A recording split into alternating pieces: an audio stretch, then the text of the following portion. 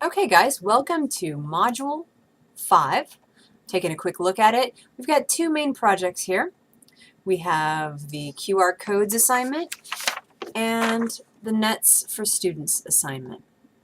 The QR codes will allow you to think of ways that you can use QR codes to achieve either learning goals or speech language goals or other goals with your particular audience. Where you use a mix, you can use hardware and software to present content or activities to your audience. QR codes may crop up later in the semester as well. You may see it again. It might be kind of confusing. If you're a teaching candidate, if you're going to be a teacher, it'll crop up in Module 6 as well, probably. But anyway, everybody's going to do the smaller QR codes project, and then everybody's going to do the NETS project. The good thing about the NETS project is it will allow you to become more familiar with the National Educational Technology Standards for students, and it will allow you to think of a way, given that framework that you're going to become familiar with, how do we design instruction or learning experiences for kids of all ages, K through 12, using this NETS framework, National Educational Technology Standards. The state of Georgia does endorse the NETS for public schools in Georgia. The U.S. Department of Education as well does that. Not that what the U.S. DOE doesn't always impress people that are teaching. We kind of think of what happens in the classroom in schools to be more of a local matter. But anyway, just trying to point out the NETS are widely accepted from the ground on up. And if you're ever trying to get funding, like later in your career, if you're trying to get funding for something that has anything to do with technology in K-12, it's always good to go back to the NETS. It's a widely recognized framework. So you want to become familiar with that.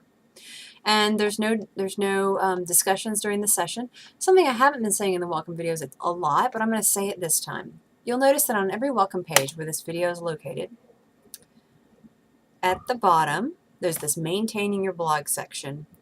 And, you want to be keeping up with that in an ongoing fashion.